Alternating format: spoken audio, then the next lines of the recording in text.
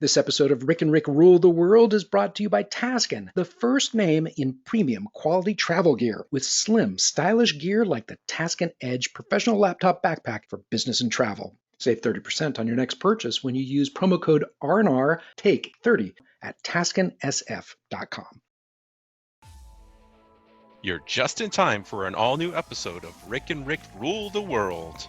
Rick Matheson and Rick Wooten here, and we've talked about this on the show, Rick. COVID-19 and then what has happened since with the death of George Floyd have really laid bare significant structural problems in our society that unfortunately people of color have had to bear the brunt of. And in both cases, I think that large brands are kind of struggling on how to deal, certainly first with COVID and especially now with everything that's going on around the death of George Floyd. It's worth checking out an article in the Washington Post this morning about one brand that is actually creating some specific steps, at least putting out some policy proposals to try to fix some of these structural and discriminatory elements in our society. So we pointed to that and what Ben and Jerry's is doing. But right here, Rick, I did want to talk about this development that's related to COVID-19.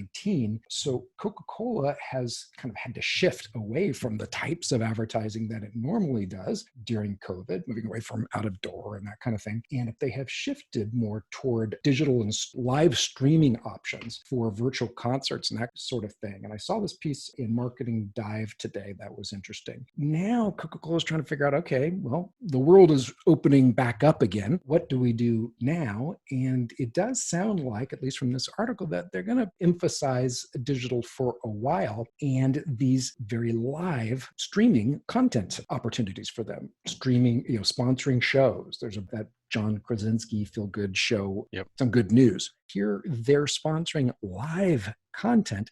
It kind of recalls the early days of television. It's really interesting. Yeah, I think you're right onto something there. If you think about even digital advertising, for a while banner ads were all the bomb, but then kind of that inline sponsorship became a way to kind of cut through a lot of that. You mentioned it with TV, that was the case. With radio, that's the case. And so to your point, with this streaming media, I think that maybe we are at that point where that becomes a big point of aspect here.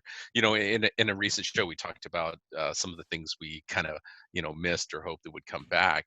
And one of the things I told you is concerts, right? Yeah. Going to the movie theater, going to concerts, those live performances, or big screen projection. And I love that Coca-Cola has been doing this, and I've watched a few of these, and I'm really impressed. And I think it's a great way for the brand to kind of connect and to pivot. The other thing we talked about is, and I think this was your quote, you'd read somewhere that in the last couple of months, the move to digital has accelerated 5 years worth, right? Yes. So in 2 months, we've accomplished 5 years of evolution, and I think this is a byproduct of that. This is an examination of these were the things that worked pre-COVID. These are the things that are going to work post-COVID, and we need to kind of come up to that. Yeah, that particular data point was from a McKinsey study, and I was really surprised. 5 years worth of advancement in digital adoption across a number of different verticals.